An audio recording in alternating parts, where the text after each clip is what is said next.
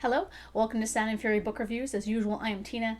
Today I'm doing a book review of The Scourge Between Stars by Ness Brown. This is a 2023, it's coming out next month, sci-fi horror from Tor Nightfire.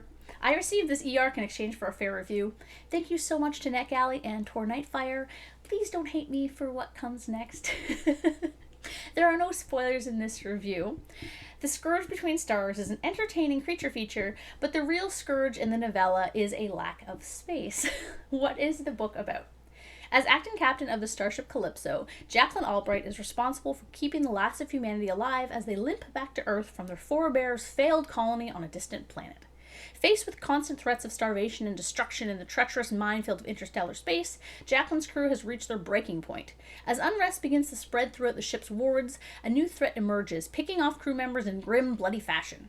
Jacqueline and her team must hunt down the ship's unknown intruder if they have any hope of making it back to their solar system alive. I am wearing my alien shirt today. It is very relevant, as you will soon see.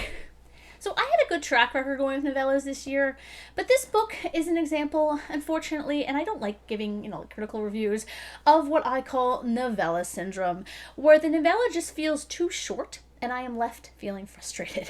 I think novellas have their place. Some stories need more space than a short story, but don't have enough content for a full novel, but I don't see any reason that this book couldn't have been a full novel. Not to be a dick or anything, but in the acknowledgements, the author said that this was written in a month. And well, you can kind of tell. I'm sorry. I'm not trying to be mean.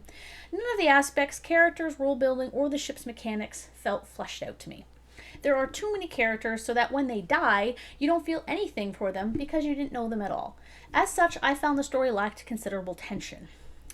While Jack's motivations and actions made sense, there were aspects of her personality that fell flat due to lack of backstory. Her initial dislike of the android is never explained, and there isn't space in the novel for the family drama that the plot hinges around. Had this novel been filled out with flashbacks or memories, there's a few, but if we'd been given more time with her family or friends, a reveal that happens at the end would have been really, really cool. But there's too much going on to give that proper attention. It kind of felt...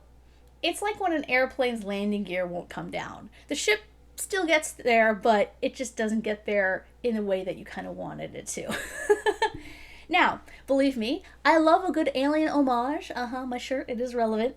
And if you watch my channel, you know that I am a huge fan of the movies and books. I've said in my review of one of the Predator books that Alien Predator universe is probably my favorite fictional universe. And it's clear this book was intended as an homage, given the rather fun line that twisted the "in space no one can hear you scream" tagline of the movie, the climax fight having similar elements to Alien and Alien Resurrection, and a person finding the intruder perfect, a la Ash in Alien. I do imagine it's hard to write a space horror about a creature menacing a spaceship without making people think of Alien. So leaning into that isn't a bad idea if you can mix it up somehow. This book, fortunately, doesn't have anything to help it stand apart. The stakes initially seem different. A bigger ship, more people, the lost in space aspect rather than just a mission home. But it's basically Alien. People hunting around the ship for a creature that's killing them one by one.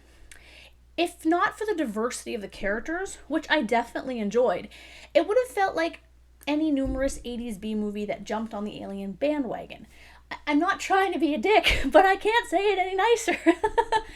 I'm also being picky here, and you can call me such, or worse, if you want, but xenomorphs are thin and very flexible. Despite the piping and electrical and HVAC in the walls of the Nostromo, the Xeno is able to maneuver in there until it grows too big to do so. And that's the aspect in this book that didn't work for me from this start. The aliens in this book have a carapace and considerable bulk. Why is this massive generation ship built with enough space in the walls for a human-sized creature to move through it? Empty space on a spaceship seems like an illogical design, as you want to have things created with as much spatial efficiency as possible. You want to jam those walls full of components. You basically want no space in there to use less oxygen. Oxygen on a spaceship would be probably the most important commodity, even more than water, almost, because, you can always drink your own pee. But random passageways with nothing in them is a huge waste of resources, especially on a ship that fits 6,000 people. So I didn't really understand how the monsters were living within the walls. unless I severely miss something, which is possible. Sometimes my brain doesn't work. I don't know. I also don't think the Lost in Space aspect was needed. The ship being in dire straits already had no impact on the alien aspect. Those two things were completely different. So I'm not sure why, if this was a novella, that was a focal point. It felt like those two things were competing for attention. That space could have been used to flesh out the characters, so a few of the unnamed characters could maybe even have names and backstories. Now, I will say, I thought the tone of the novel was excellent. Before the action really starts, Brown has some evocative metaphors and language to foreshadow horror aspects. Mundane things are described as oozing or vomiting, which helped situate the novel as a horror. I was really into the novel for the first third, until it turned out to be the characters just clearing room after room looking for monsters. Had the novel been full length, these things could have been resolved, I think, and the scary aspects made scarier because we actually cared about the crew.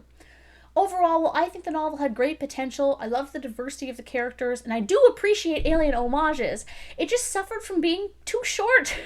I think someone who isn't well knowledged in the Alien universe, though, would probably enjoy it a lot more than I did. It's just too similar to Alien for my tastes. And I'm so sorry. I definitely appreciated the e-arc, and while I don't like giving criticism heavy reviews, I'm not going to lie about it.